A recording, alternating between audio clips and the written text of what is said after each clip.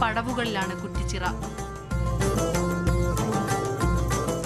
കേരള ചരിത്രത്തിലെ സുപ്രധാന ഏടാണ് ഈ ചിറയ്ക്ക് ചുറ്റുമുള്ളത്. നൂറ്റാണ്ടുകൾ പഴക്കമുള്ള പള്ളികൾ, വ്യാപാര കേന്ദ്രങ്ങൾ, കൂട്ടുകുടുംബ ജീവിതത്തിന്റെ ചരിത്രം പറയുന്ന തറവാടുകൾ. ചിറയ്ക്ക് ചുറ്റും ആ സംസ്കാരം വളർന്നു വികസിച്ചു.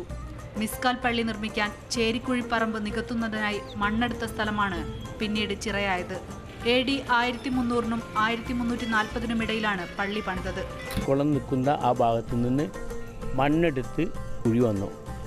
ആ കുഴി ഒരു 400 വർഷങ്ങൾക്ക് മുമ്പ് ഒന്നുകിൽ ടിപ്പു സുൽത്താനോ അല്ലെങ്കിൽ സാമൂതിരി രാജ, ഇവരിൽ ആരോ ഒരാൾ പടവ് കെട്ടി ചെറിയാക്കി മാറ്റിയെന്നാണ് കുളത്തിൻ്റെ ചരിത്രം.